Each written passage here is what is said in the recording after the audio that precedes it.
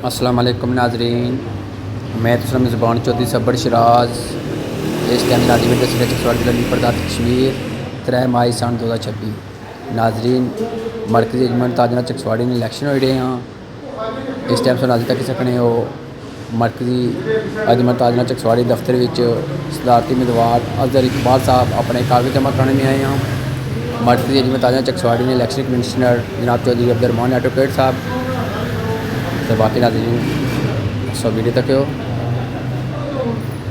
इस तो बाद नाजरीन आखिर में अजहर इकबाल साहब ने गलबात हुई CO भी तक हो नाजरीन बाकी समय तक सोच प्लीज़।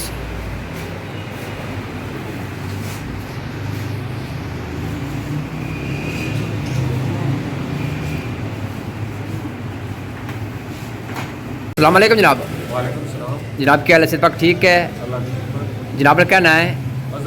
अजहर इकबाल साहब तो आज मरकजी अजमेर ताजना चकसवाड़ी इलैक्शन बनी है, सदारती उम्मीदवार बनी, तो कागज जमा कराए हैं। इलैक्शन कमिश्नर जनाब चौधरी अब्दुर्रहमान एडवोकेट साहब हैं। पहला सवाल है जनाब तो इलैक्शन कमिश्नर ने जी नंबर तो माद है फुल इतमाद है जी, बहुत अच्छे इलेक्शन कमिश्नर जी साहब इतमाद है जी। ते सही अजहर इकबाल साहब तो इंतखाबी निशान क्या उसी असा इंतखाबी निशान जनाब सिलाई मशीन ठीक है। थोड़ा पैनल कहना है फ्रेंड्स अच्छा अच्छा। ये गल दसो जनाब कि इलैक्शन पूरे टाइम में होने चाहिए 10 अप्रैल है सिर्फ होने चाहिए बिल्कुल पूरे टाइम में 10 अप्रैल होना चाहिए, इसमें कोई कमी नहीं जी। तो और कोई मैसेज देना चाहते हो अपने वोटरों की?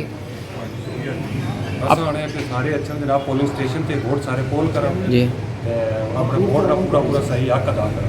बड़ी मेहरबानी जनाब, अल्लाह पाक जनाब भी खुश रखे, जज़ाकल्लाह खैर।